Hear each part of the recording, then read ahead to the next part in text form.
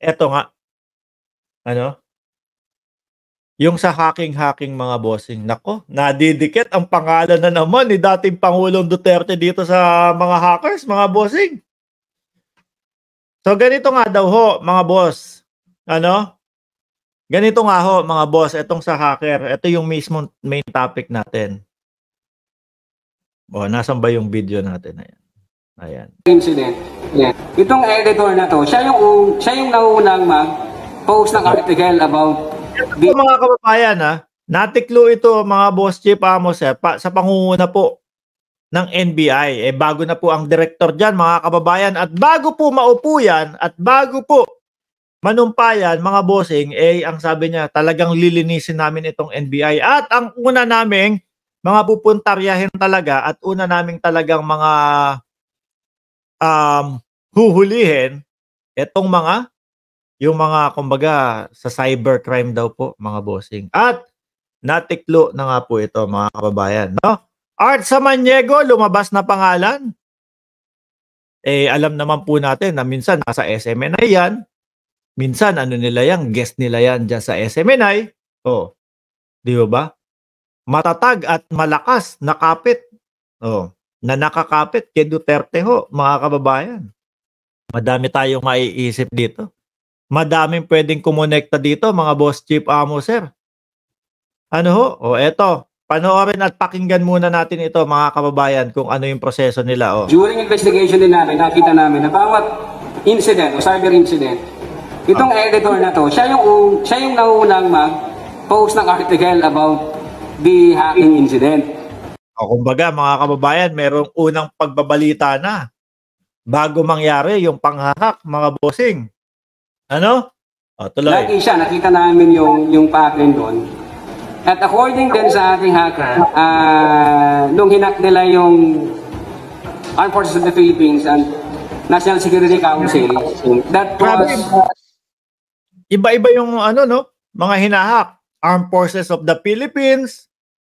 Hindi ho kaya na ibabato sa China kung sakali yan, mga kababayan. Alam naman po natin, ang dating Pangulong Duterte at yung mga kaalyado nila, mga boss, best friend sila ng China, no?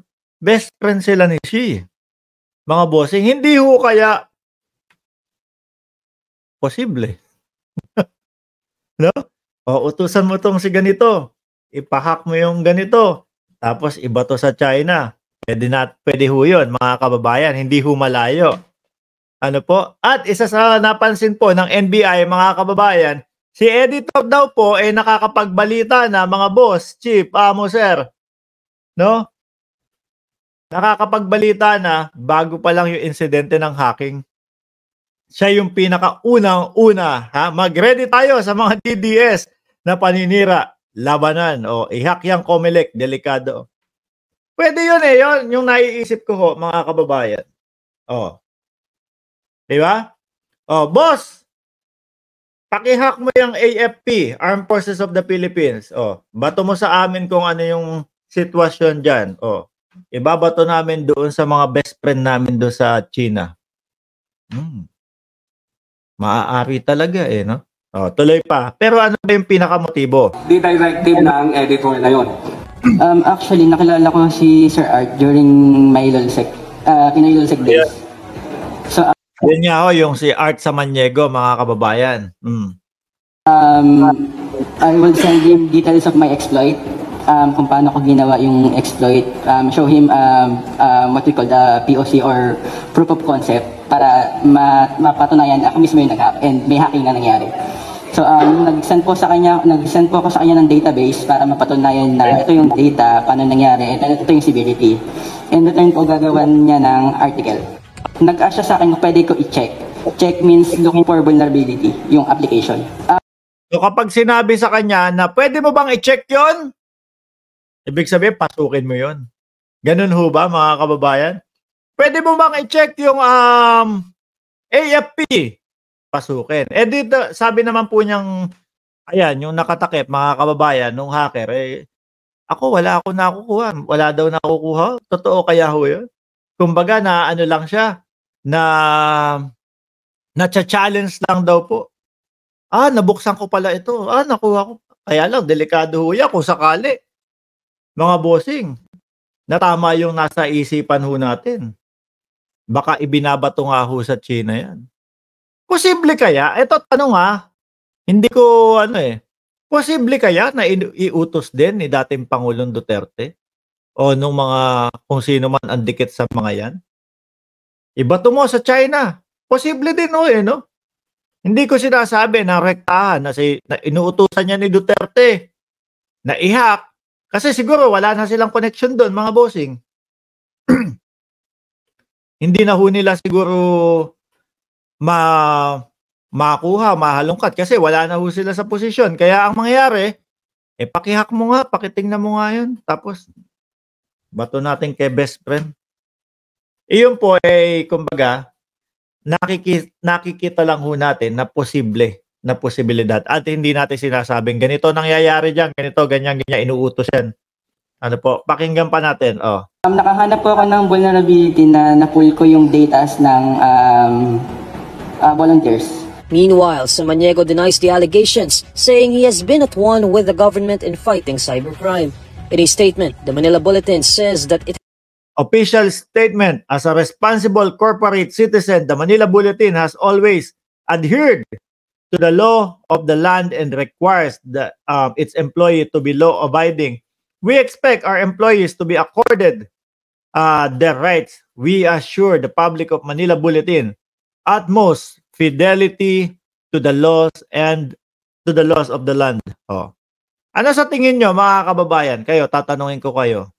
Ano posibleng mga mangyari ho dito? Dapat sa mga yan habang buhay na makulong, traidor sa bansa, ginagawa nila.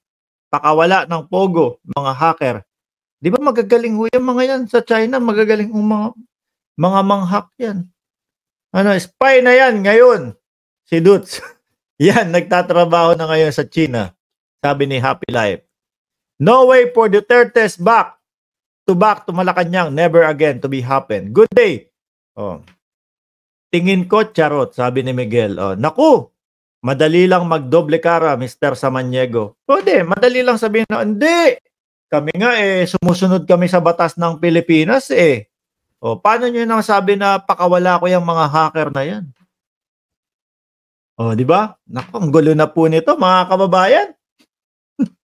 Lalo pong padami ng padami yung mga issue na kailangan nilang ipaliwanag sa taong bayan. Ano na nangyari sa kanila?